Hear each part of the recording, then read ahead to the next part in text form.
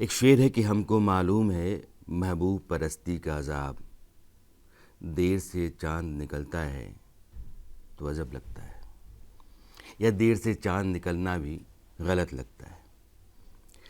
कभी कभार ऐसा होता है कि आप जीवन में कुछ फैसले ऐसे लेते हैं जिनके बारे में कहा जाता है कि आपने समय से नहीं लिए, अगर ऐसा है जो आप कह रहे हैं तो। और कई दफ़ा ऐसा लगता है कि आपने जो फैसला लिया वो गलत है। और मैं जब यह कुछ कह रहा हूँ तो आरोप पत्र में मैंने आज ऐसे मेहमान को बुला रखा है जो इन दिनों खूब सुर्खियों में।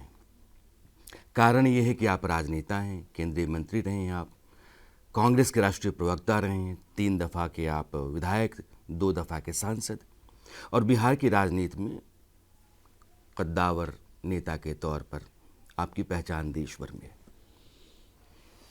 और राजनीति जो है वो बहुत सारी विचित्रताओं, संभावनाओं और अनिश्चितताओं से भरी रहती है, जीवन से कहीं अधिक। इसलिए आज मेरे मेहमान के सामने मेरे जो आरोप हैं या सवाल हैं वो बड़े संगीन हैं, और अब मैं वो सिलसिला शुरू करने जा रहा हूँ। तो सबसे पहले तो शकील अहमद साहब, आपका बहुत बहुत स्वागत है। जी, बहुत शुक्रिया मुझे यहाँ आमंत्रित करने के लिए, और कुछ कहने का अवसर आप देंगे। ये आपने ऐसी गुंजाइश भी पैदा कर दी है कि सब कुछ आपको ही कहना है। कांग्रेस के इतने बड़े नेता रहे हैं आप, संगठन नहीं, देश के भीतर आम आदमी के ज़रिए भी आपकी अपनी पहचान है। और आप उसी कांग्रेस के सबसे बड़े नेता के बारे में, राहुल गांधी के बारे में ये कहते हैं कि वो कमज़ोर नेता हैं, डरपोक नेता हैं। कोई आधार है यह कहने का? देखिए, बहुत एविडेंस है, बहुत आधार है, और ये दूर से मैंने देख के नहीं कहा है। मैंने 2 ही लीडर्स के अंडर में नेशनल लेवल पे काम किया है। एक सोनिया गांधी जी के अंडर में, वो प्रेसिडेंट थी हमारी, वो एक राहुल गांधी जी के अधीन वो हमारे वाइस प्रेसिडेंट थे। ये सही है कि उस वर्किंग कमेटी का मैं भी मेंबर था जयपुर में, जिसमें राहुल गांधी जी को वाइस प्रेसिडेंट बनाया गया था। और मैंने ये भी उनको एक बार कहा कि जब आप अध्यक्ष हो जाइएगा, प्रेसिडेंट और वाइस प्रेसिडेंट का पोस्ट आप और आपकी फैमिली के लिए है कांग्रेस में, और सारे कांग्रेस के लोगों को उसमें यकीन है, जिस दिन आप प्रेसिडेंट होइएगा ये पोस्ट एबॉलिश हो जाएगा। वो एबॉलिश हो गया। तो आप जब किसी के साथ काम करते हैं तो उसको ऑब्जर्व करते हैं, वो भी आपको ऑब्जर्व करते हैं, आप भी उनको ऑब्जर्व करते हैं, उनके पसंद, उनकी नापसंद क्या है, किस बात से वो ये होते हैं। राहुल जी के साथ जो मैंने देखा, और जो कमज़ोर और डर की बात है, वो बाहरी किसी से नहीं। लोग कहेंगे आरएसएस से मुकाबला कर रहे हैं और मोदी जी को लड़ रहे हैं और फला बोल रहे हैं। ये सही है, ये पॉलिटिक्स है, करना पड़ता है, आपका काम ही वही है। डर अंदर का, इनसिक्योरिटी अंदर की, जिस व्यक्ति को, यशवंत जी, पैदाइश के दिन से भारत सरकार के कैबिनेट मंत्री से ज़्यादा की सुरक्षा है, वो बाहर के लोगों से क्यों डरेगा?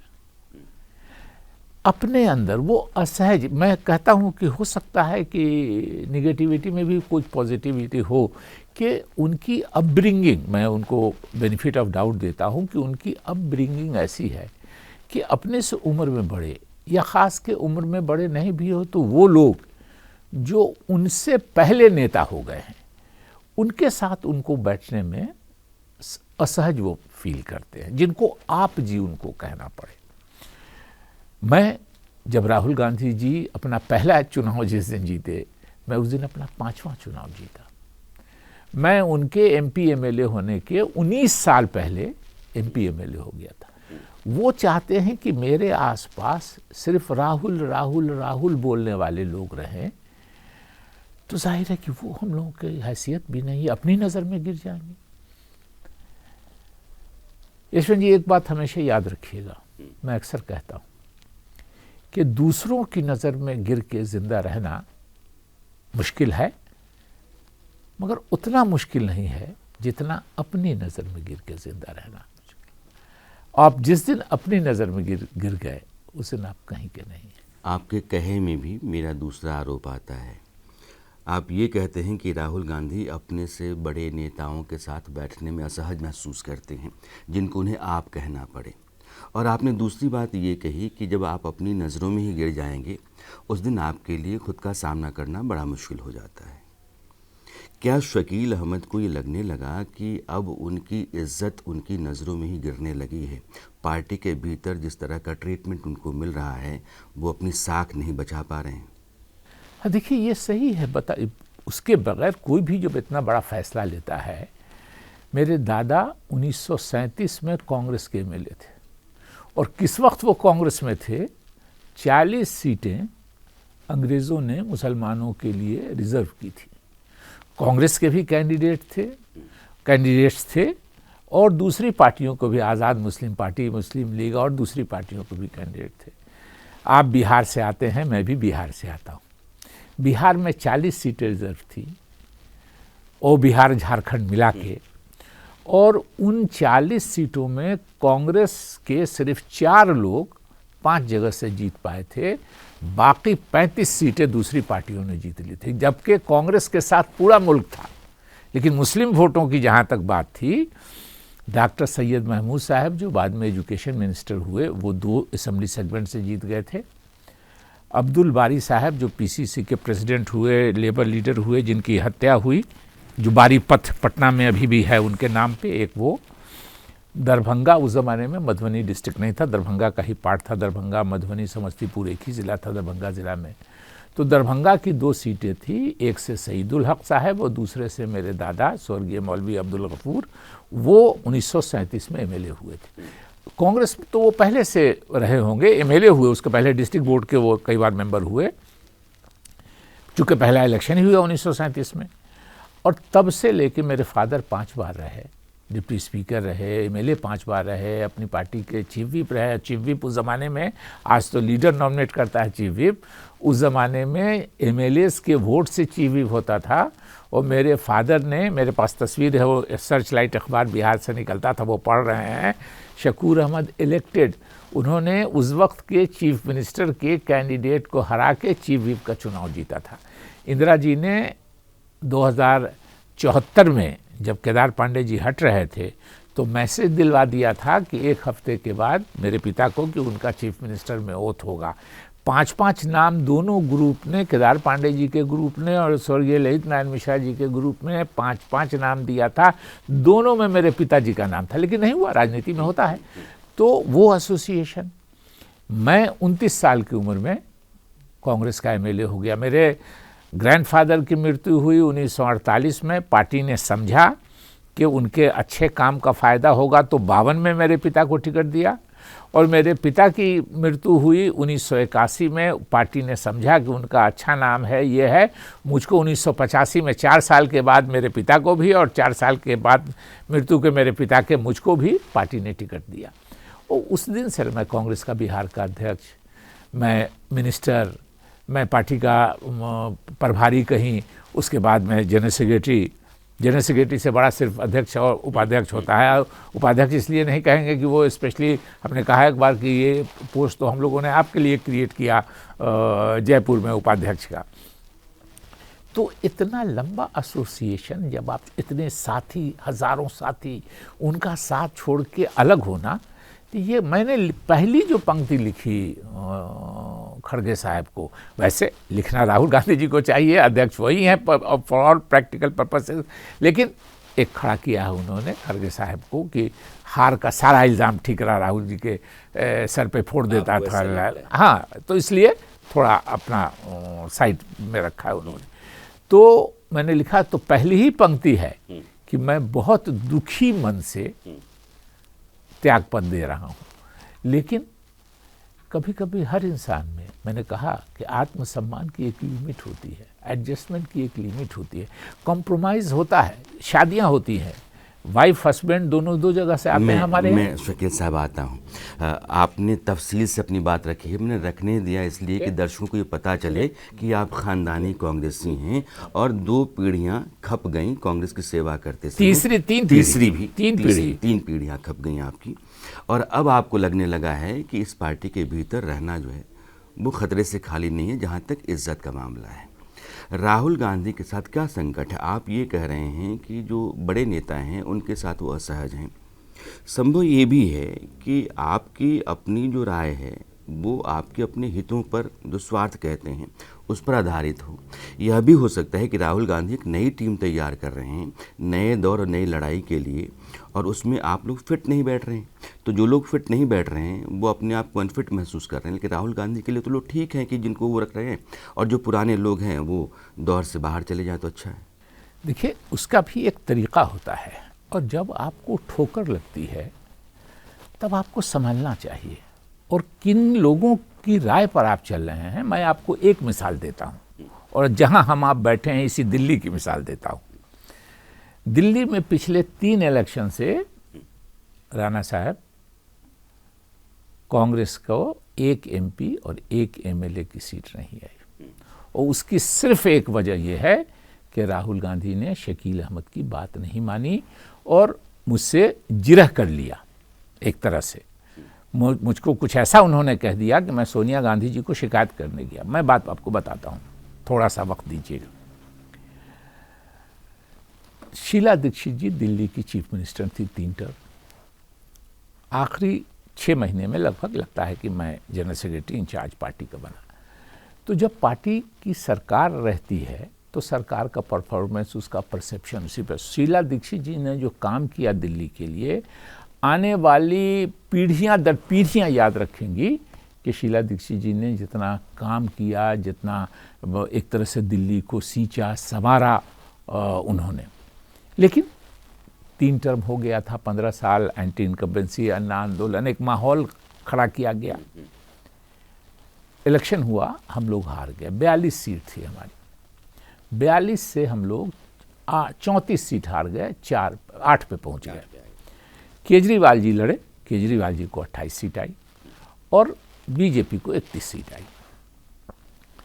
बीजेपी ने जाके इनकार कर दिया, लेफ्टिनेंट गवर्नर थे नजीब जंग साहब, कि हमको मेजोरिटी नहीं है, कोई इधर से गया नहीं उधर, तो बीजेपी ने जाके इनकार कर दिया। हम लोगों ने आपस में पार्टी में सलाह मशवरा किया, तो हुआ कि नहीं साहब, इलेक्शन होना ठीक नहीं है और केजरीवाल जी को समर्थन दे दें। केजरीवाल जी ने हम लोग से समर्थन नहीं मांगा था। मैंने ही अपने पैड पर चिट्ठी लिखी, पार्टी की राय से, मैं जनरल सेक्रेटरी था, मैंने ही अपने पैड पर चिट्ठी लिखी कि हम लोग सपोर्ट करेंगे केजरीवाल जी को, और केजरीवाल जी को चिट्ठी नहीं भेजी। उसी पर JP अग्रवाल जी अध्यक्ष थे, पैड मेरा था, दस्तखत मेरा भी हुआ, JP अग्रवाल जी का भी हुआ।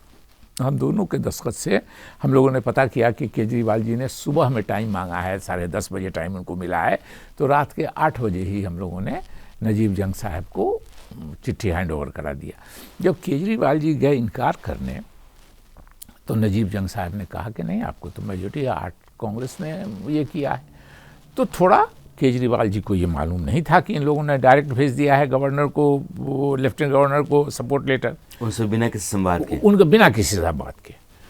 तो वो थोड़ा कंफ्यूज हो गए, वो बोले कि अच्छा ठीक है, हम सोच के फिर बताएंगे। वो आए और उन्होंने 18 पॉइंट का एक लेटर सोनिया गांधी जी को लिखा कि क्या आप इसमें भी हमको बिना शर्त समर्थन करेंगी, क्या इसमें भी बिना शर्त समर्थन करेंगी, क्या इसमें भी बिना शर्त समर्थन करेंगी। मुझको आज भी अच्छी तरह याद है, मैं कहीं गाड़ी में जा रहा था, सोनिया जी ने मुझको फ़ोन किया, कहा कि शकील तुमने क्या लिख के दे दिया है कि हम हर बात पे बिना शर्त समर्थन करेंगे। हम कहा नहीं, हमने लिख के दिया, हम पढ़ देते हैं कि हमने लिख दिया है कि we will support you from outside, means there will be no minister from our side, but we will extend support to the government. तो बोले कि ये तो हर पॉइंट पे लिखे हैं कि क्या इसमें भी बिना शर्त। तो हमको एक बात स्ट्राइक कर गया, हम कहा मैडम चिट्ठी तो हमने लिखा था लेफ्टिनेंट गवर्नर को, तो आप क्यों जवाब दीजिएगा, आप भेज दीजिए चिट्ठी, मैं जवाब देता हूँ। तो मैंने जवाब दिया, और जवाब आपको 1 मिनट में बता देता हूँ कि हमने लिखा कि 1 से जो 16 पॉइंट है वो है कि साहब इसमें आपको, केजरीवाल जी कभी कुछ एमएलए नहीं हुए थे, एमपी नहीं हुए थे, मेरे से उनको एडमिनिस्ट्रेटिव का ऑफिशियल थे मगर ये नहीं था, तो इसमें आपको एडमिनिस्ट्रेटिव ऑर्डर से कर लीजिएगा, once you are chief minister, आपको इसमें किसी को असेंबली में ले जाने की ज़रूरत नहीं होगी। बाकी जो 2 बिंदु हैं, दिल्ली का स्टेटहुड और लोकायुक्त, ये हमारे इसमें भी सपोर्ट। एक बार हंगामा हुआ कि कांग्रेस ने 18 बिंदु पर सपोर्ट किया, वो चीफ मिनिस्टर हो गए।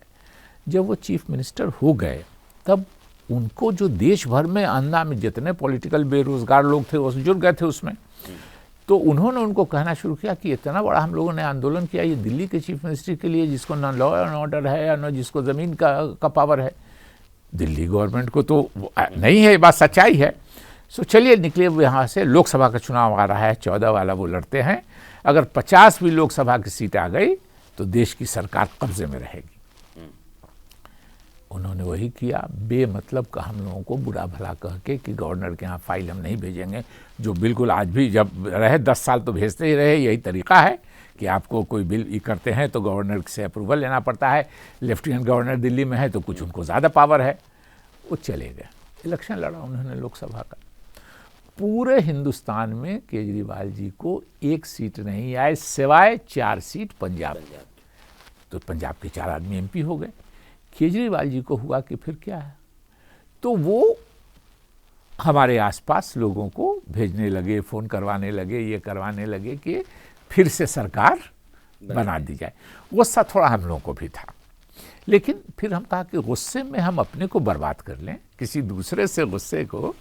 तो मैंने सबको समझाया कि देखो भाई, आपके पास, और एक और बात बताते हैं कि वो जो 42 में 34 हारे, तो 42 में 4 मुस्लिम एमएलए थे, और ये जो 8 बच गए, इस 8 में भी 4 मुस्लिम एमएलए थे। तो मुस्लिम 100% anti BJP vote, plus Gandhinagar से अरविंदर सिंह लवली जीत गए थे अच्छे खासे मुस्लिम वोट से, चांदनी चौक से प्रहलाद सिंह सहनी जी जीत गए थे अच्छे खासे वोट से।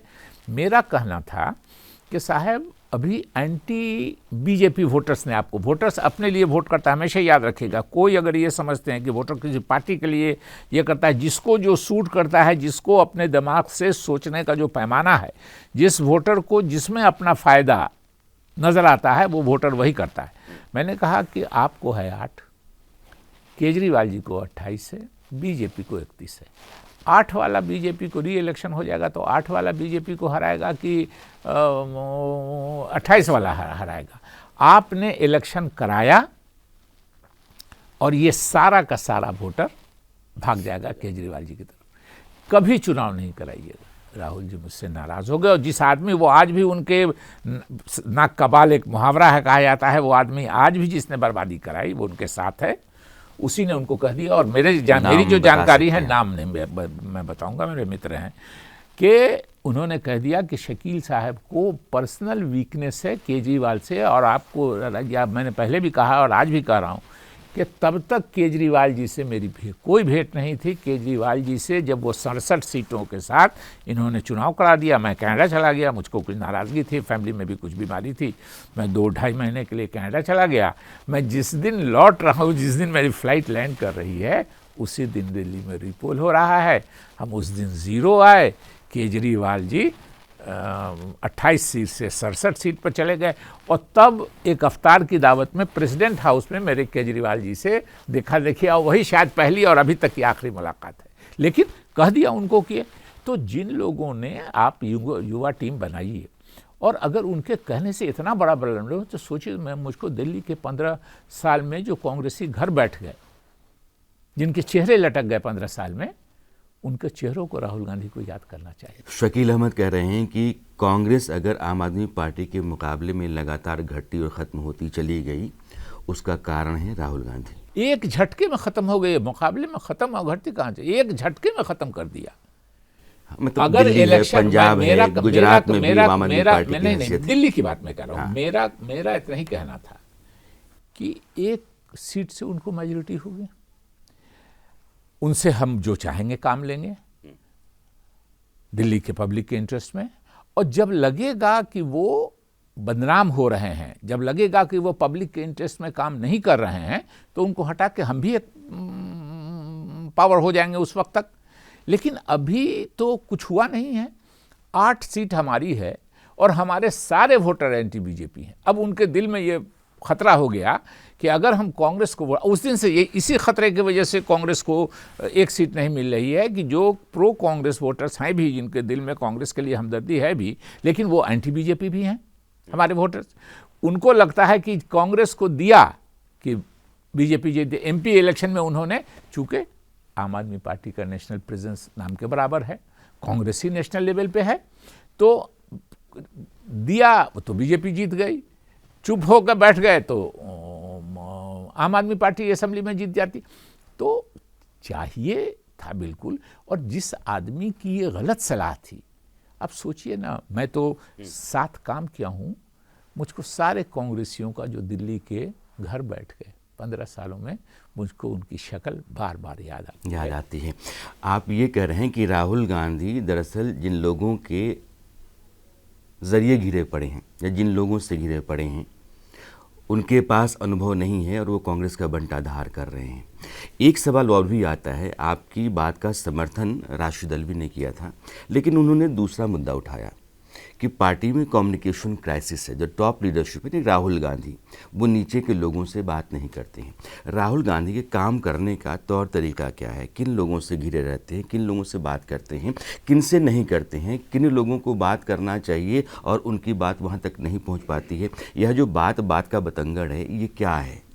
देखिए, राशिद अल्वी साहब ने, जाहिर है कि कम्युनिकेशन में मिलने का प्रॉब्लम है। मैं अपनी बात बता दूं कि मैंने पिछले 5 साल में राहुल गांधी जी से, पार्टी छोड़ने के दिन, अब तो मांगने का सवाल ही नहीं है, लेकिन पार्टी छोड़ने के 5 साल पहले तो मैंने राहुल गांधी से मेरा डिसअपॉइंटमेंट ये था, मैं उनको जान गया था। मेरे हिसाब से एक कहता है ना डिसाइफर करना, तो वो अब मैं खुल के कर रहा हूँ। जब पार्टी में जब तक आप रहते हैं तो एक डिसिप्लिन रहता है कि आप नहीं बोलिए, और जो लोग बोले हैं वो बोलने के 2 दिन के बाद उनको पार्टी से हटा दिया गया है।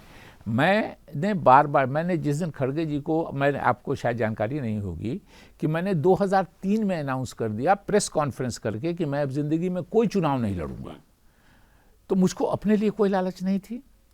मेरे 3 बच्चे हैं, तीनों बाहर हैं, तीनों सेटल हैं, और उन तीनों ने भी कह दिया, मेरी इच्छा थी, मेरी ख्वाहिश थी कि ग्रैंडफादर, उसके ग्रेट ग्रैंडफादर, फादर, तो एक लीगेसी वो कैरी करे।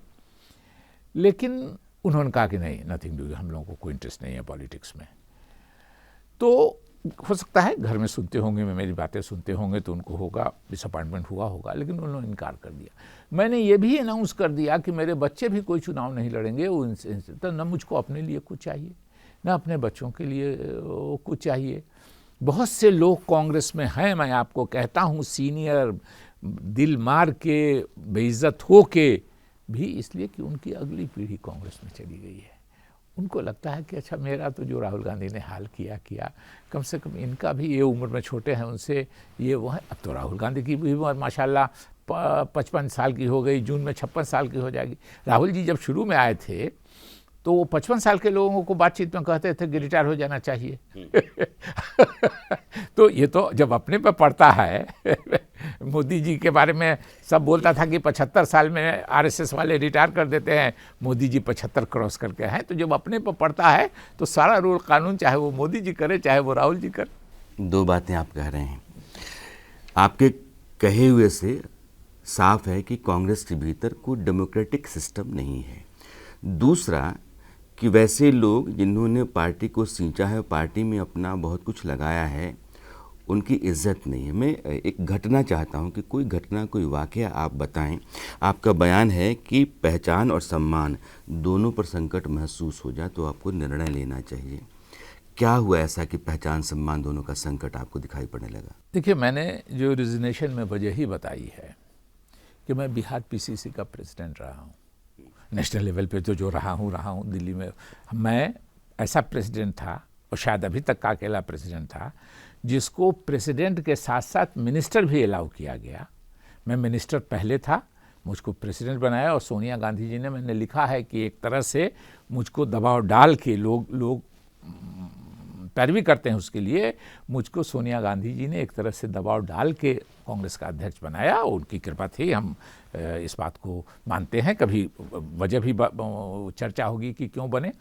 तो बहरहाल, तो मैं नेशनल स्पोक्स पर्सन था 12 साल, मैं जनरल सेक्रेटरी था, मैं ये था। अभी जो तुरंत जो मामला जिसकी वजह से मैंने फैसला किया कि अभी बिहार असेंबली इलेक्शन हुआ, उसमें एक पार्लियामेंट में, और छोड़ दीजिए अध्यक्ष का छोड़ दीजिए, दूसरा ज़िला छोड़ दीजिए, मेरा भी पूरा ज़िला छोड़ दीजिए, 2 असेंबली सेगमेंट, 6 असेंबली सेगमेंट होता है एक पार्लियामेंट्री कॉन्स्टिट्यूंसी में, उसमें से 4, हम छोटी पार्टी हैं वहाँ, तो 4 गए अलायंस पार्टनर्स को, हमारे 2 सीट कांग्रेस को मिली। सारे लोग जानते हुए, अभी तो वहाँ सेक्रेटरी है, मतलब जो इंचार्ज हैं, इंचार्ज होता है, इंचार्ज को अगर आप ऐसे पार्टी सिस्टम में डिफाइन कीजिए तो इंचार्ज हो गया state minister, independent charge party में, और जनरल सेक्रेटरी हुए कैबिनेट मिनिस्टर। तो 3 ही लोग अभी कांग्रेस में हैं, थे, अब तो मैं नहीं हूँ, मतलब जिस वक्त मैंने ये किया तो हम 3 ही आदमी, मैं, तारिक अनवर साहब और मीरा कुमार जी, यही लोग थे। मेरी जानकारी में मीरा कुमार जी भी इस मामले में ये नहीं थी। तारिक साहब बेचारे तो फेसबुक पर पोस्ट लिख रहे थे चुनाव के वक्त में। मेरा इतना था कि 2 सीट मेरी कंस्टिट्यूंसी में कांग्रेस को मिली, उसके बारे में किसी ने मुझसे बात नहीं की। तो आप तो चुनाव समिति में थे? नहीं, चुनाव समिति तो नाम की होती है, 1000 आदमी थे, कह दिया जाता है, सीट वाइज डिस्कशन होता है, और ये बगैर राहुल गांधी जी के कहे नहीं हो सकता है। राहुल गांधी ने आपको इग्नोर किया? हम ही को नहीं, उनके साथ प्रॉब्लम है। हम तो बाहर आउटसाइडर थे एक तरह से, अभी हम किसी पोस्ट पे नहीं थे, लेकिन तारिक अनवर साहब का आप उस ज़माने का इलेक्शन के पीरियड का फेसबुक पोस्ट निकाल के और ट्विटर देख लीजिए कि क्या क्या उन्होंने लिखा है। उन्होंने लिखा है कि अरे टिकट बांटने वाले भाइयों, ये वर्किंग कमेटी के मेंबर लिख रहा है, अरे टिकट बांटने वाले भाइयों, आपने 113 वोट से पिछला चुनाव हारने वालों को टिकट नहीं दिया है, और जो 30,000 से हारे थे आपने उनको टिकट दे दिया फर्स्ट लिस्ट में। तारिक अनवर साहब वर्किंग कमेटी के मेंबर का लिखने का क्या असर किया राहुल गांधी जी के लोगों ने कि उन्होंने 30,000 से हारे को लिखा, 60,000 से हारे हुए को टिकट दे दिया, और सिर्फ डिफरेंट कंसिडरेशन से, नॉन पॉलिटिकल कंसिडरेशन से। तो और ये बात राहुल गांधी जानते हैं। 2, 4, 5 लोग हैं जिनको वो हर जगह घुमाते रहते हैं, ये कमेटी से वो कमेटी, वो कमेटी से वो कमेटी, तो उनकी बहुत स्ट्रांग लाइक्स एंड डिसलाइक्स है। सीनियर लीडर्स के लिए उनको वो एक होता है ना कि हम बैठे ग्रुप में तो हम बॉस हैं, तो अब जाहिर है कि हम लोगों के साथ बॉस वाली फीलिंग तो उनको अंदर से आ नहीं सकती है।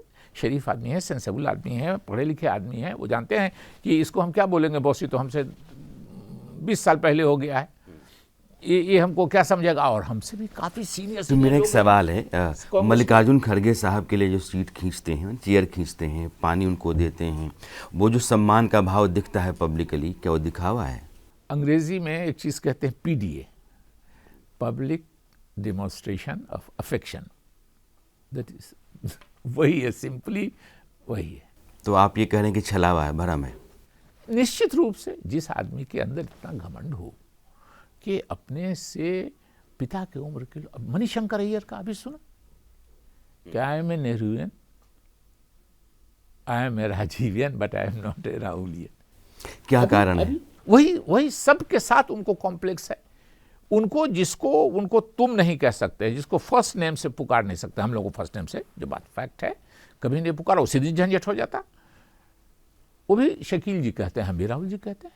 भाई आप नेहरू गांधी खानदान के, तो सब आदमी मानने को तैयार है कि जिस दिन आप उस परिवार में पैदा हुए, देखिए हम लोग का भी बैकग्राउंड है 3, तो हम लोगों को ब्लॉक लेवल और जिला लेवल पे लोगों ने आइडेंटिफाई किया, एक्सेप्ट किया।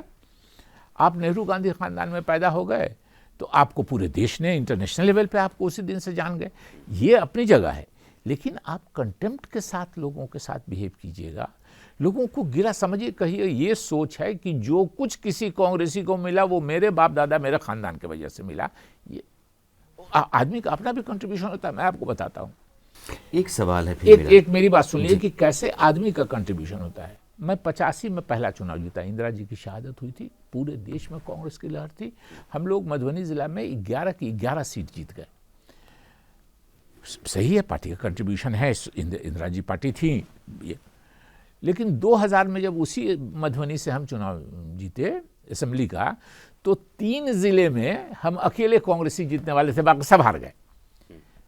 तो आप इसको आदमी का कंट्रीब्यूशन नहीं मानिएगा, बाकी भी तो आपके कैंडिडेट्स थे जो हार गए सब। 3-4 जिलों में मैं अकेला कांग्रेस का एमएलए का कैंडिडेट जीतने वाला था 2000 में। आप कहिएगा कि नहीं, जो कुछ आपको हुआ वो पार्टी की वजह से हुआ है। और 2 सवाल मेरे शौकीन साहब हैं। राहुल गांधी के बर्ताव को लेकर के आप जो कुछ भी कह रहे हैं, जो उनका पूरा अप्रोच रहता है, या माइंडसेट जिसके बारे में आप जिक्र कर रहे हैं, जब नरेंद्र मोदी कहते हैं कि ये राजकुमार हैं, ये शाही ख़ानदान में पलने वाले लोगों की मानसिकता से आज भी बाहर नहीं आए हैं, आपकी बात उसकी तस्दीक कर रही है? नहीं, ये उनका पॉलिटिकल द्वंद्व है, वो तो पॉलिटिकली राइवलरी है, वो बोलेंगे, वो अंदर से वो क्या जानते हैं, अंदर से हम अंदर से जानते हैं, इसलिए हम कह रहे हैं। हाँ, नहीं, हम वो बात नहीं कर रहे हैं, लेकिन वो दूसरे वजह से कहते हैं, वो उनकी अपनी पॉलिटिकल राइवलरी से करते हैं। और देखिए, एक बात मैंने कल लिखा है, कल लिखा है मैंने, फेसबुक पोस्ट पढ़िएगा मेरा, मैंने कल लिखा है कि ये जो परिवारवाद की बात बोलते हैं भाजपा वाले और कांग्रेस पे ये हो जाता है, उसकी बहुत एक लाइन की वजह है कि कांग्रेस के जितने बड़े नेता हुए, मोतीलाल नेहरू से लेके पंडित जवाहरलाल नेहरू से लेके इंदिरा गांधी से, राजीव जी से, सोनिया जी भी कर लीजिए, और राहुल प्रियंका जी तक, सब की सुप्रीम पोस्ट पे जो लोग गए, प्रधानमंत्री का पोस्ट सबसे बड़ा माना जाता है, और जब सरकार नहीं थी तो कांग्रेस अध्यक्ष का पोस्ट, तो ये नेहरू गांधी खानदान को है कि आगे की नस्ल है। 2 सबसे बड़े नेता हुए भारतीय जनता पार्टी के, अटल बिहारी वाजपेयी जी स्वर्गीय और नरेंद्र मोदी जी प्रधानमंत्री, ये दोनों हुए। इन दोनों को पत्नी, पुत्री कोई नहीं है, इसलिए आगे की लिस्ट में मैंने लिखा है कि जिस दिन भी भारतीय जनता पार्टी के कोई प्रधानमंत्री होगा जिसको पुत्र और पुत्री होगी, पत्नी होगी, उस पर भी परिवारवाद का आरोप लगेगा, वो जाएंगे उसकी तरफ, ये नेचुरल है। जिस दिन आपने पार्टी छोड़ी है उस दिन आपने कहा है कि राहुल गांधी मुसलमानों से दूरी बना रहे हैं और पार्टी के भीतर जो अल्पसंख्यक नेता हैं उनको साइडलाइन किया जा रहा है। देखिए, ये एग्जैक्टली मैंने वो नहीं कहा, लेकिन कहने का मतलब यही है, उसका बहुत साफ है, उनकी एक बहुत सोच है जो उनको बनाया गया है, वो भी मैं बताऊंगा, डिटेल भी थोड़ा। तो उनका एक है कि मोदी से जब नाराजगी होगी तो लोग मेरे पास लौटेंगे, तो हम रिफ्लेक्टेड ग्लोरी में चमकेंगे। तो मोदी जी से नाराज़गी होगी तो हम आएंगे, तो हमारे रिफ्लेक्टेड ग्लोरी में वो जो रूटलेस लोगों को हमने अपने आसपास जमा किया है, ये भी चमक जाएंगे। और अगर हम डूब जाते हैं तो ये भी डूब जाए, हमको क्या लेना देना है उनसे, उनका एक ये है। तो मोदी जी मुसलमानों को लेके टारगेट करते हैं। अब उन्होंने अपने यहाँ से मुस्लिम लोगों को बैठा दिया घर, मुख्तार अब्बास नकवी और शहनवाज हुसैन बेचारे को निकाला नहीं है, नहीं तो बाकी सब काम उनका हो गया है। तो इनको भी डरा दिया गया कि अगर मुसलमान आपके साथ फोटो फ्रेम है, मैंने ये नहीं कहता कि राहुल गांधी एंटी मुस्लिम है, नहीं, मैं बिल्कुल ये नहीं कहता, नहीं, आपने कहा मुसलमानों से दूरी बना रहे हैं। हाँ, दूरी और पॉलिटिकल वजह से हमने कहा, ये भी कहा है कि हो सकता है उनको स्ट्रेटजी है, लेकिन ये गलत बात है। जब हमसे उनसे बहुत बातें हुई हैं, बहुत देर में, अब कहाँ, जब शुद्ध घी की दुकान उधर खोले हुआ है बीजेपी वाला, तो आप सॉफ्ट हिंदुइज्म करके कुछ फायदा है आपको? सॉफ्ट हिंदुइज्म नहीं चलेगा। कांग्रेस सेकुलर थी, कांग्रेस सेकुलर है, कांग्रेस सेकुलर रहेगी, तभी चलेगा।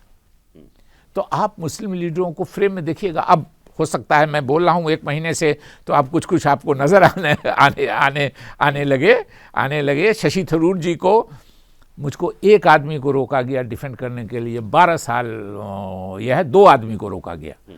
मैंने लिखा है अपने फेसबुक पोस्ट में कि एक शशि थरूर जी को डिफेंड करने से रोका गया, दूसरे दिन उनका रिजिग्नेशन हुआ मिनिस्ट्री से, और एक उनसे भी बहुत बड़े नेता को रोका गया, जिनकी चर्चा मैं अभी नहीं कर रहा हूँ, वक्त आने पर करूँगा कि वो किस नेता को। शशि थरूर जी से बहुत बड़े नेता को 12 साल में 2 ही लोगों को मुझको डिफेंड करने से रोका गया। तो वो चाहते नहीं हैं कि कोई एंटी मुस्लिम नहीं है, लेकिन उनको डर लगता है कि मुसलमान अगर साथ रहेगा तो मोदी जी को फायदा हो जाएगा, इसलिए मुसलमान। वैसे भी राहुल जी की एक और भी बात है, अपने साथ वो फोटो खिंचवाने में देखिएगा, पब्लिक मीटिंग उटिंग है तो नेता तो रहेगा, लेकिन उसके अलावा जो उनका अपना प्रोग्राम होता है उसके जो आप फोटोज को एनालाइज कीजिएगा, जो मैं कह रहा हूं मेरे जाने के बाद आप एनालाइज कीजिएगा, कोई नोन फेस, वो चाहते हैं कि इस फ्रेम में मेरे अलावा कोई पहचानने वाला आदमी नहीं हो, इसलिए किसी एकदम बच्चे को, गरीब घर के परिवार के बच्चे को, किसी बूढ़े को गले लगाए हुए हैं, एक तो उसमें वो फीलिंग होता है कि मास लीडर हैं, लेकिन उनका अगर वहीं कांग्रेस का दूसरा कोई लीडर है तो वो कोशिश करेंगे कि वो नहीं रहे, उनके आदमी उनको कि इस फ्रेम में आप मत आइए, इस फ्रेम में सिर्फ मैं ही लोगों का शुभचिंतक हूँ, मैं भी लोगों की सेवा करना चाहता हूँ और कोई नहीं। शकील अहमद 3 बातें कह रहे हैं और कहते कहते आपने सबका कोई न कोई आधार दिया है, कोई तथ्य है, कोई प्रमाण है, आपके साथ जो कुछ भी घटा है वह भी है। पहली बात ये कि राहुल गांधी पार्टी के भीतर लोगों से कम मिलते जुलते हैं। दूसरी बात आप ये कह रहे हैं कि पार्टी के भीतर लोकतंत्र की कमी है। और तीसरी बात ये कह रहे हैं कि कांग्रेस सेकुलर नेचर कैरेक्टर से दूर चली गई है। मैं ठीक हूँ? देखिए, सेकुलर नेचर कैरेक्टर से दूर होने का इल्ज़ाम मैं ये नहीं लगा रहा हूँ, लेकिन राहुल गांधी जी से मेरी बहस हुई है कि सॉफ्ट हिंदुइज्म मत कीजिए, अगर ईमानदारी की बात होगी और वो कबूल करेंगे। राहुल जी के बारे में एक बात हम जानते हैं कि पब्लिक लेवल पे वो गलत नहीं बोलते हैं, आपस में तो राजनीति में चलता है, कमरे में बैठ के कुछ इसकी बात उसको, लेकिन मेरी उनसे बात हुई है कि ये सॉफ्ट हिंदुइज्म हो रहा है, सॉफ्ट हिंदुइज्म नहीं होना चाहिए। बीजेपी शुद्ध घी की दुकान खोल के बैठी है, शुद्ध घी का मिष्ठान मिलता है हम लोगों को फेंक के बेचने। Non democratic, non secular party में तब्दील होती जा रही है। देखिए, कांग्रेस के मैं बिल्कुल खिलाफ नहीं हूं, मैं कांग्रेस का, मैंने राहुल गांधी की अगुवाई वाली कांग्रेस, मैंने राहुल जी का कंट्रोल जिस कांग्रेस पे है उसी से मैंने अपने को राहुल गांधी को हटाकर कोई विकल्प लेकिन ये तो उस फैमिली का है। एक बात मैं बहुत बिल्कुल बिना किसी झिझक के बोल सकता हूं कि कांग्रेस के 99.9% लोग नेहरू गांधी खानदान में विश्वास रखते हैं, उनकी लीडरशिप में। आज की तारीख में सोनिया गांधी जी, राहुल गांधी जी, प्रियंका गांधी जी साथ हैं। विकल्प तभी होगा कि अगर उनमें किसी मुद्दे पर मतभेद होगा पब्लिक और लोगों को ऑप्शन चुनना पड़ेगा, उस वक्त पता चलेगा। मुझको लगता है ऑप्शन ही। 2 आरोप आपकी बात से। पहली बात यह है कि आप ये कह रहे हैं कि कांग्रेस का अध्यक्ष कौन होगा, नेतृत्व किसके हाथों में जाएगा, यह कांग्रेस का वही परिवार तय करेगा, गांधी नेहरू परिवार। अभी मैंने कहा कि मैं शशि थरूर जी को वोट देना चाहता था, लेकिन देखा कि जब सारी पार्टी के लोग, मैंने ऑन रिकॉर्ड कहा है, लिखा भी है कि सारी पार्टी के लोग, जो जनरल सेक्रेटरी हैं, जो प्रदेश के अध्यक्ष हैं, जो प्रभारी हैं, ये सब मांग रहे हैं वोट वो खड़गे जी के लिए, तो हो गया कि ऑफिशियल कैंडिडेट। अभी तो खड़गे जी ने खुद भी बयान दिया कि मुझको सोनिया जी और राहुल जी ने अध्यक्ष बनाया। तो मैंने कहा कि वोट बर्बाद करने से क्या फ़ायदा, मैं शशि थरूर जी को वोट देना चाहता था, मगर मजबूरी में कि एक तरफा वोट हो रहा है तो हम अपना वोट क्यों बर्बाद करें, हमने भी खड़गे जी को वोट दिया। दूसरा आरोप मल्लिकार्जुन खड़गे, आप कह रहे हैं कि मैं वोट देना नहीं चाहता था, आप कह रहे हैं कि वो कठपुतली हैं क्योंकि वो गांधी परिवार के जरिए तय किए गए। तो क्या मल्लिकार्जुन खड़गे कांग्रेस के अध्यक्ष जो आज की तारीख में हैं, वो सिर्फ मुहर हैं, कठपुतली हैं? मेरे ख्याल में वो, अभी तो उन्होंने खुद भी कह दिया। देखिए, सारी चीज़ का जवाब आपके सामने है और एविडेंस है सब। अभी बिहार का इलेक्शन हुआ, एक राहुल जी के इसमें एक समीक्षा बैठक हुई, मल्लिकार्जुन खड़गे जी भी थे, राहुल जी भी थे। अब समीक्षा क्या हुई कि आरोप लगा बिहार में कांग्रेसियों ने, एमएलएज ने, जीतने वाले हारने वाले सभी एमएलए ने आरोप लगाया, काफ़ी लोगों ने उसमें, कि साहब पैसा का लेन देन हुआ है टिकट में। वो हाँ, लालू यादव जी का वोट है, मुस्लिम और ज़्यादा वोट उनका है, तो कांग्रेसी जोड़ के कुछ हो जाता है। तो ये लिया, तो अब पैसा लेने का जिस पर आरोप है वो, और पैसा देने का जिस पर आरोप है वो भी तो क्राइम है। इन दोनों को सामने बैठाल के आप समीक्षा कर रहे हैं, तो न लेने वाला कहेगा कि हमने लिया है, न देने वाला कहेगा कि हमने दिया है, मजाक है। लेकिन उसी में, उस मीटिंग के पहले हमारे जो अभी प्रेसिडेंट है, शरीफ आदमी है, राजेश राम जी, ये गए खड़गे साहब को त्यागपत्र देने के लिए। ये सारी बातें मीडिया में आई हैं। और खड़गे साहब ने कहा कि हमको क्यों दे रहे हो, राहुल गांधी जी को दो। तो इसका क्या मतलब है कि राहुल गांधी जी स्वीकार कर लेंगे तो राजेश राम जी का त्यागपत्र स्वीकार होगा, राहुल गांधी जी नहीं स्वीकार करेंगे तो नहीं स्वीकार होगा। तो अध्यक्ष कौन हुआ प्रैक्टिकली, आप बता दीजिए। ठीक है। तो ये सारी बातें मीडिया में आई हैं और कहीं पार्टी की तरफ से कोई कॉन्ट्रडिक्शन नहीं आया। मैंने कहा है कि मेरी जिंदगी का आखिरी, मैं दुखी मन से छोड़ रहा हूं, मगर मेरी जिंदगी का आखिरी वोट भी कांग्रेस को जाएगा, और उस समय तक अगर 5 भी लोग मेरे कहने से वोट करेंगे तो वो कांग्रेस को वोट देंगे। मैं अगर कांग्रेस के खिलाफ लौट के शकील जी जा रहे हैं बिहार में, फिर चलता हूं बिहार। आपने कहा कि 1985 में इंदिरा गांधी के गुजरने के बाद बिहार में चुनाव हुए, एक ज़िले की 11 सीटें आपने जीत लीं, और जब 2010 में चुनाव हुए तो 3 ज़िलों में एक सीट आपको नसीब नहीं हुई। एक सीट हम जीते, एक सीट जो आप वाली थी। यानी कि आप कह रहे हैं कि इंदिरा गांधी की लीडरशिप, उसके बाद सोनिया जी, फिर राहुल गांधी आ गए थे, उस समय वो मोटे तौर पर सक्रिय होने लगे थे। तो लीडरशिप जो है उसने अपना वज़न गंवाया है, उसके ज़रिए जिस तरह से जनाधार होना चाहिए। मैं आता हूँ अपने सवाल पर, मैं आपके तमाम आरोपों को लेकर चल रहा हूँ। आप कहें कि ये बहुत ही हल्की लीडरशिप है। दूसरी बात आप ये कह रहे हैं कि आज की तारीख में बिहार में जितना कुछ हुआ, 2 सीटें जो आपकी कॉन्स्टिट्यूंसी में तय की गई उनके बारे में आपसे नहीं पूछा गया, और ये फैसला राहुल गांधी का था। लाजमी है कि सिर्फ मेरे बारे में नहीं, मतलब जो सीनियर हैं, तारिक अनवर साहब के बारे में आपने बताया। तीसरा आरोप ये है आपका कि पैसे का लेन देन हुआ टिकट के बंटवारे में। आरोप लगा, मैं नहीं कहा, मेरे सामने कोई लेना देना नहीं हुआ, लेकिन आरोप, और कांग्रेसियों ने प्रेस कॉन्फ्रेंस करके लगाया। चौथी बात यह है कि आप और तारिक अनवर अपनी नाराजगी लगातार जताते रहे, बावजूद इसके जिनको टिकट देना था वो दिया गया। अब कांग्रेस 61 सीटों पर लड़ती है और 6 सीटें उसके पास आज हैं। जो कांग्रेस का खस्ता हाली है वहाँ के बिहार के भीतर, 7 साल से तो आपके संगठन के चुनाव नहीं हुए, हो सकता है उससे ज़्यादा समय से नहीं हुए हैं। तो इतने लंबे समय से आप जब पार्टी में थे, पार्टी की चिंता आपको इतनी ज़्यादा है, बिहार में वो लगातार लस्त पस्त कमज़ोर होती चली गई, तो आपने तब नहीं बोला, आप सब बोलने को? कितनी बात खुलवाइएगा। ये 2023 की बात है। अच्छा कि आपने पूछ दिया, ये 2023 की बात है। दिल्ली में बैठक हुई कि बिहार कांग्रेस कैसे ये हो, मजबूत हो। 15-20 लोग, हम लोग जैसे लोग बिहार के, और यहाँ राहुल जी, खड़गे जी, ये वो। मैंने कहा कि पार्टी की हालत अच्छी नहीं है, हम लोगों को मजबूत करने की कोशिश करनी चाहिए। और नीतीश कुमार जी उस वक्त हम लोगों के साथ थे, ये हो गए थे, चर्चा शुरू हो गई थी कि वो जा रहे हैं। मैंने 2 इंस्टेंस बताए उनको, पार्टी को, लोगों को, सभी बैठे हुए बंद रूम में, बिहार के लिए बैठक हो रही है। मैंने कहा कि बोचहा एक कॉन्स्टिट्यूंसी, मैंने कहा कि कैसी ख़राब हालत है पार्टी की। बोचहा एक कॉन्स्टिट्यूंसी है, बोचहा में किसी से किसी का अलायंस नहीं हुआ। बीजेपी अलग लड़ी, नीतीश जी अलग लड़े, आरजेडी अलग लड़ी, हम लोग अलग लड़े। तो हम लोग अलग लड़े अपने बलबूते पे, तो हमको हमारे कैंडिडेट को एमएलए में, आप बिहार के हैं, एमएलए में कितना वोट आता है आप जानते हैं यशवंत जी, कि 1000 वोट आया कांग्रेस के एमएलए के कैंडिडेट को, और 2000 वोट आया नोटा को।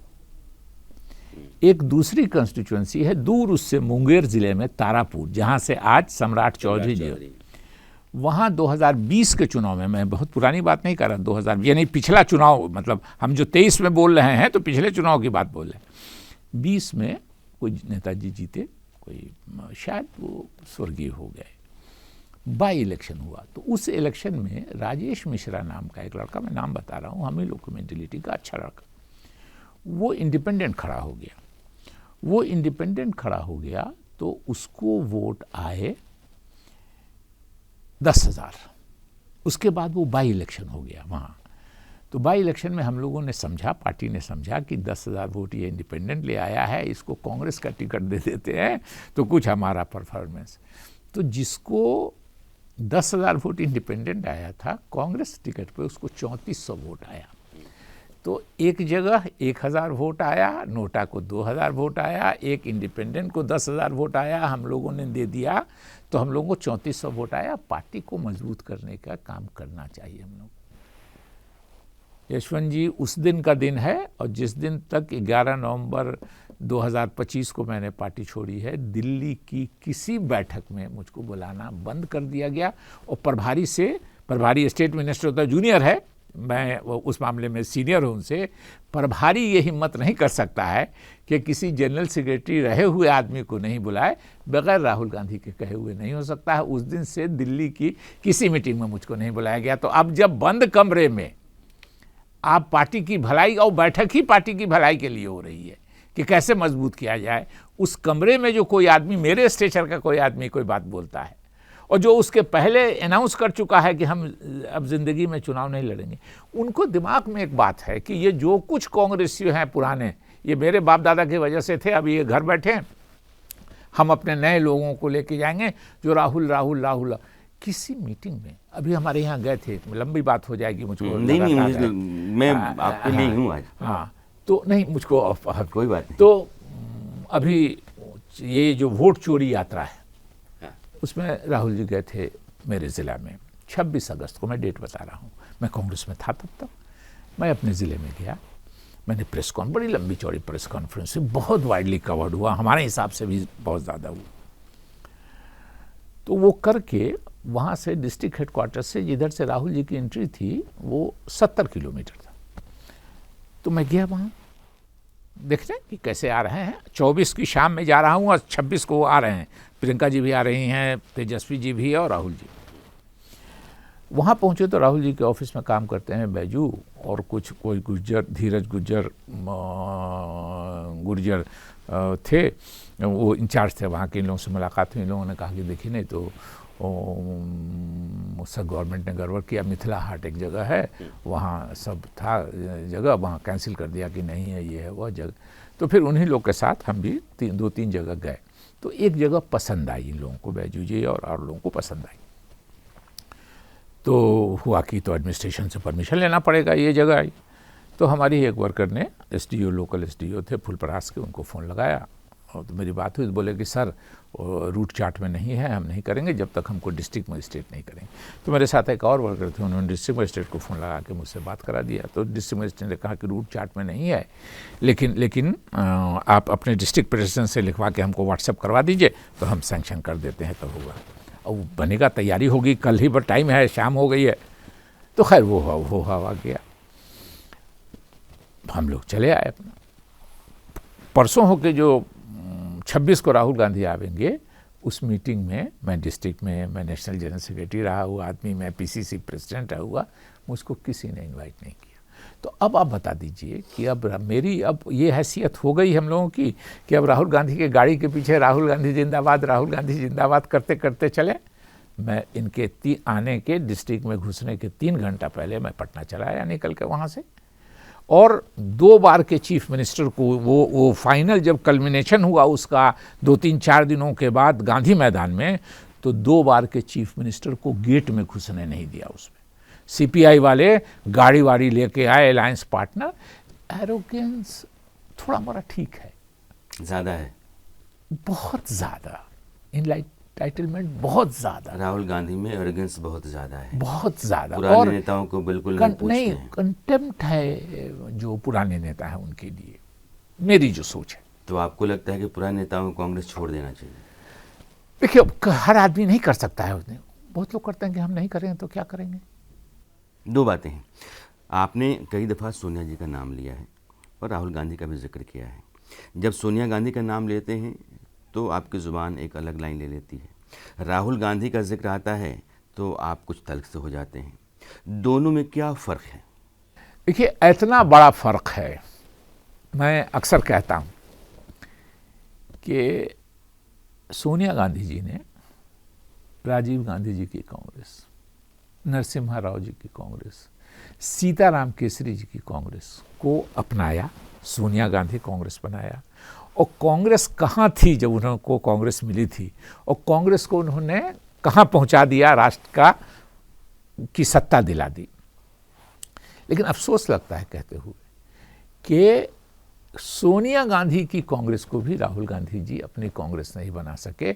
सोनिया गांधी जी की कांग्रेस के लोगों को भी कत्लेआम की जो बात है वो उन्होंने शुरू कर दिया। और सोनिया गांधी जी का जो सबसे स्ट्रॉन्ग पॉइंट मैं आपको बोलता हूँ, मैंने बहुत जगह कहा ये बात, कि अगर सोनिया गांधी जी दिल्ली में हैं और कोई उनका एंगेजमेंट ऐसा नहीं है, कोई अपॉइंटमेंट नहीं है, कोई पार्लियामेंट नहीं है, तो वो 10 साढ़े 10 बजे से लेके 1:30 से 2 बजे दिन तक जो भी आया उनके यहाँ टाइम मांगे, जाहिर है कि उनसे वो रेगुलरली डेली मिलती थी, इतवार छोड़ के शनिचर को भी। तो उनके पास इंफॉर्मेशन बहुत रहता था। राहुल गांधी जी फिल्टर्ड लोगों से मिलने लगे कि जो इनका किसी ने मांगा, मान लिया बिहार, मैं अपनी बात बताता हूँ, मैंने 5 साल से राहुल गांधी जी से टाइम नहीं मांगा है, मेरा ऐसा 5 साल से टाइम नहीं, मेरा डिसअपॉइंटमेंट था, मेरा माइंड मेकअप हो गया था कि इनसे बात नहीं करनी है, कोई फायदा नहीं है, ये तो ऑन रिकॉर्ड होगा। फोन किया अब, तो किसी ने मांगा, किसी ने उनके यहाँ टाइम मांगा, ऑफिस में फ़ोन किया कि मिलना चाहते हैं, तो उनके ऑफिस ने वो जो उनका इंचार्ज है जिसको उन्होंने बनाया है, उससे पूछा कि ये कैसा आदमी से मिले कि नहीं मिले हैं। उसने अगर कह दिया, सोच लिया कि मेरी तारीफ करेगा, मेरी वाहवाही करेगा, ये करेगा, वो उसने कह दिया तो वो मिलेगा, और नहीं करेगा तो। राहुल गांधी जी के साथ ये प्रॉब्लम है कि जिसको उन्होंने बनाया है, एक प्लस पॉइंट भी कह सकते हैं कि वो लाख, उसके लिए 100 खून माफ है, ये कह सकते हैं, लेकिन उसको भाई आपने जिसको बनाया अगर उस अच्छा काम कर रहा है तो वेल एंड गुड, नहीं कर रहा है तो अकाउंटेबिलिटी तो होनी चाहिए। एक बात कही जा रही है, और सोनिया वही बात बोलते हैं, सोनिया जी को उसी की वजह से इंफॉर्मेशन इतना था। हम लोग कौन स्टेट लेवल के, स्टेट के प्रेसिडेंट थे, कहीं एक मिनिस्टर थे, जनरल सेक्रेटरी थे। सोनिया गांधी जी हमको 3 बार 4 बार याद है कि हमसे पूछा उन्होंने कि शकील इस मामले में तुम ये बयान क्यों दिए था, शकील तुमसे आजकल सुनते हैं कि उसकी बड़ी दोस्ती है। तो उनको इसलिए जानकारी होती थी कि वो मिलते थे, इनको कोई जानकारी ही नहीं है कि ज़मीन पर क्या हो रहा है। तो वही मैं कहता हूँ कि सोनिया गांधी जी ने इतने लोगों की कांग्रेस बनाई और कहाँ से कहाँ पहुँचा दिया, और राहुल गांधी जी सोनिया गांधी जी की कांग्रेस को भी अपनी कांग्रेस नहीं बना सके। आपके कहे के मुताबिक मेरे 4 सवाल हैं, हाँ और ना में। राहुल गांधी एरोगेंट लीडर हैं? बिल्कुल, उसमें कहीं कोई दो राय नहीं। राहुल गांधी लोगों से मिलते जुलते नहीं है, ज़मीन से कटे हुए नेता हैं। सिलेक्टेड लोगों से मिलते हैं, उनके जो कोटरी के लोग उनको कहते हैं मिलने के लिए, उनसे मिलते हैं। फिल्टर्ड लोगों से मिलते हैं, हम तो पहले भी कहा है। राहुल गांधी की अगुवाई में Congress non democratic, non secular होती चली गई। देखिए, आप नॉन डेमोक्रेटिक कह सकते हैं इसलिए कि ऑन पेपर खड़गे जी प्रेसिडेंट हैं, लेकिन फैसला सभी राहुल गांधी जी करते हैं। ये मैं पहली बार नहीं कर रहा हूँ, आपके यहाँ है 10 बार। राहुल गांधी के लिए जो लोग जयकारा लगाएंगे उनकी पूछ रहेगी, उनको अपने पास बिठाएंगे। जो लोग बराबरी के साथ बात करना चाहते हैं या जिनसे बात की जानी चाहिए उनको दूर रखते हैं। बिल्कुल, उसमें कहीं कोई दो राय नहीं। मैं मिसाल सामने बैठा हूँ। राहुल गांधी की अगुवाई में कांग्रेस का कोई भविष्य की लम्हा देखते हैं? नहीं, ये कहना बहुत मुश्किल है। मैं ये भी कहता हूँ वो पढ़े लिखे हैं, कल्चर्ड हैं, प्रधानमंत्री बनेंगे तो मुझको लगता है, मैंने लिखा है कि जगह मैं जो वो बनेंगे तो वो अच्छे बनेंगे नहीं, ये तो भविष्य बनाएगा। और उनकी वो सोच उसमें बहुत साफ है कि मोदी जी से आज न कल लोग डिसअपॉइंटमेंट हो गए, इंचेंटेड होंगे लौट के। हमने एक बात और भी कही है, आपसे भी पूछते हैं कि क्या राहुल गांधी जी भी चाहेंगे तो कांग्रेस 2 नंबर से नीचे जा सकती है इस मुल्क में पार्टी की हैसियत से? लालू यादव जी एक स्टेट, नीतीश कुमार जी एक स्टेट, चिराग पासवान जी एक स्टेट, उमर अब्दुल्ला, फारूक अब्दुल्ला जी एक स्टेट, स्टैलिन साहब एक स्टेट, चंद्रबाबू नायडू जी एक स्टेट, ममता बनर्जी जी एक स्टेट, अखिलेश जी एक स्टेट। एक स्टेट से ज़्यादा तो 2 ही पार्टियां हैं देश में, एक है भाजपा 1 नंबर और 2 नंबर हम हैं। तो राहुल जी के चाहने से भी हम 2 नंबर से नीचे नहीं जा सकते हैं।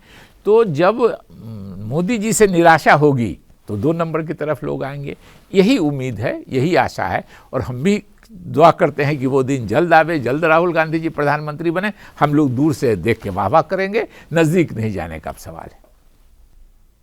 कहा यह जाता है, कई कांग्रेस के ही नेताओं के जरिए बात उठाई जाती है कि प्रियंका गांधी को आगे लाया जाना चाहिए, प्रियंका गांधी की अगुवाई में कांग्रेस बेहतर कर सकती है। अगर कांग्रेस को फिर से सत्ता में लौटना है तो प्रियंका गांधी की लीडरशिप को तवज्जो दी जानी चाहिए, आगे बढ़ाया जाना चाहिए। देखिए, ये उनके परिवार का मामला है, वो परिवार अभी इकट्ठा है। पब्लिक के अंदर क्या है नहीं कोई कह सकता है, लेकिन अभी तक लगता है कि सोनिया जी, राहुल जी प्रियंका जी एक पेज पर हैं।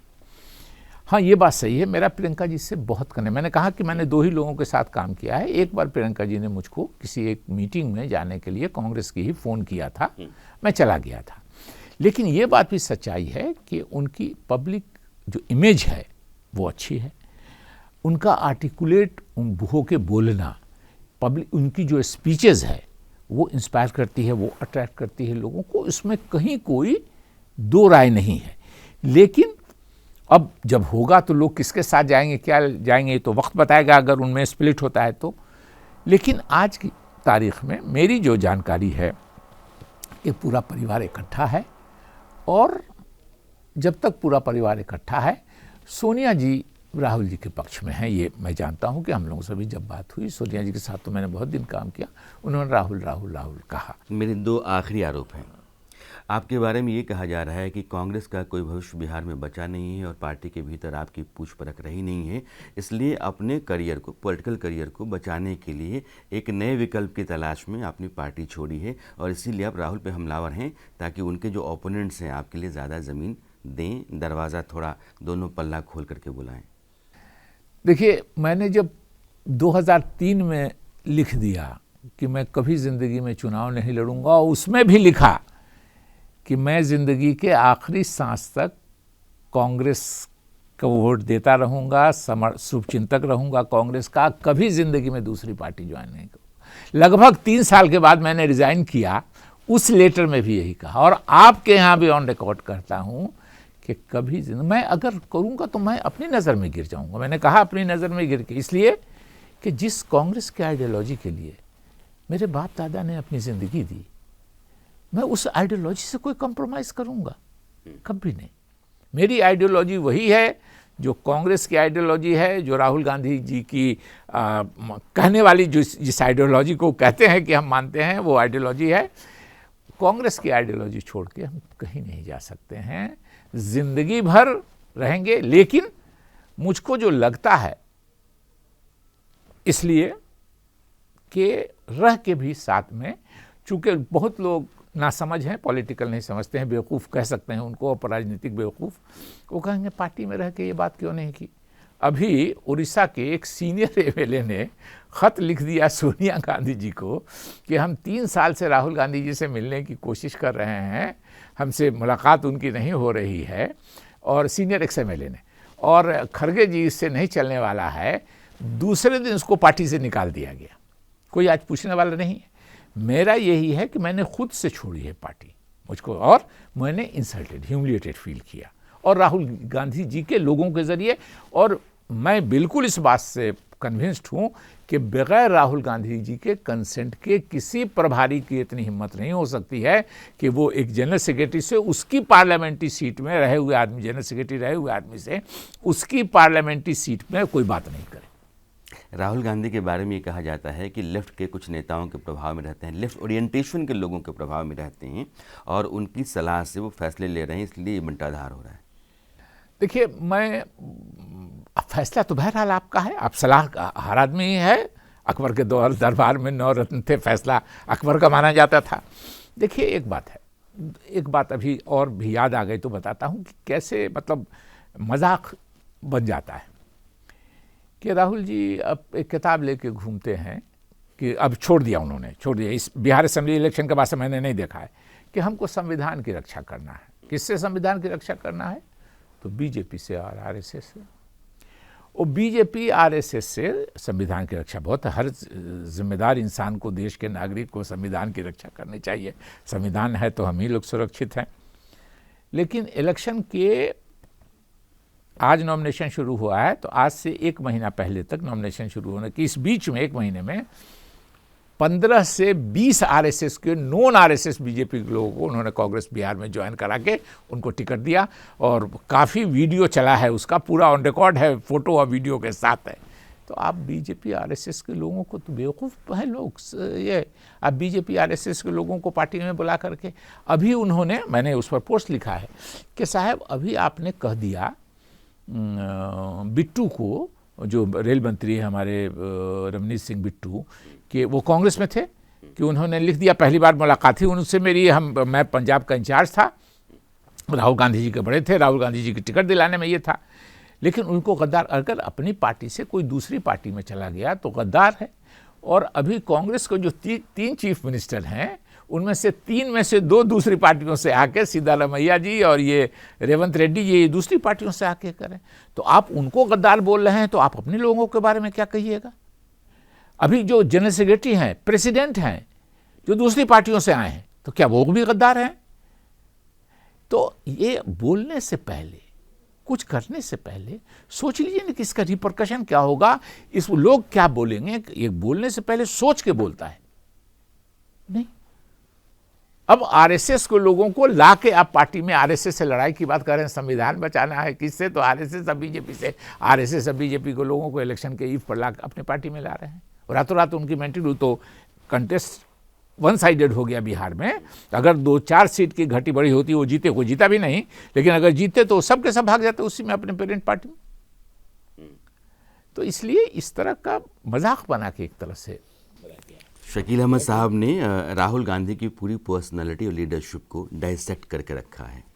बहुत लंबे समय से, 3 पीढ़ियों से कांग्रेस के भीतर हैं, तो कांग्रेस के अंदर का सारा सच आपको मालूम है, और आहिस्ता आहिस्ता आप खुलते गए। लेकिन आपकी हंसी में जो तंज है वो बिना कुछ कहे बहुत कुछ कहती है। मोटे तौर पर राहुल गांधी के बारे में आप ये कह रहे हैं कि तुम्हारा मेरा रिश्ता क्या, मेरी आवाज़ हवा के दायरे से बाहर जा नहीं सकती और तुम निर्वात में रहते हो, सुन नहीं सकते।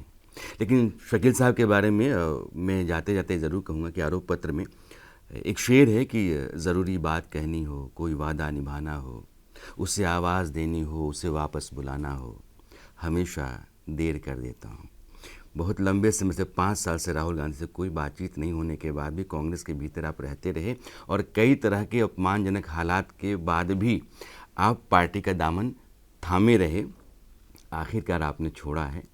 लेकिन जितने आरोप आप पर मैंने लगाए हैं और जो कुछ भी मैंने आपके सामने रखा है, आपने बड़ी साफगोई से बात की है। बहुत शुक्रिया आपका। देखिए यशवंत जी, एक बात से बता देते हैं कि कोई भी पार्टी दिल से नहीं छोड़ता है, खुशी से नहीं। अगर हमको कहीं जाना होता, कुछ हासिल करने की लालच होती, तो बहुत पहले छोड़ देते। हुआ कि बर्दाश्त नहीं, और लोगों को बात कहना है। अब छोड़ने का एक मकसद जो सबसे बड़ा ये है कि बर्दाश्त तो कर लिया, अब लोगों को वो बात बताएं कि उससे थोड़ा सुधार हो। और मुझको लगता है, मुझको इस बात की खुशी है कि मेरे जैसे आदमी की बात करने से भी कुछ सुधार के आसार हमको नजर आने लगे। बहुत शुक्रिया, बहुत शुक्रिया, थैंक यू।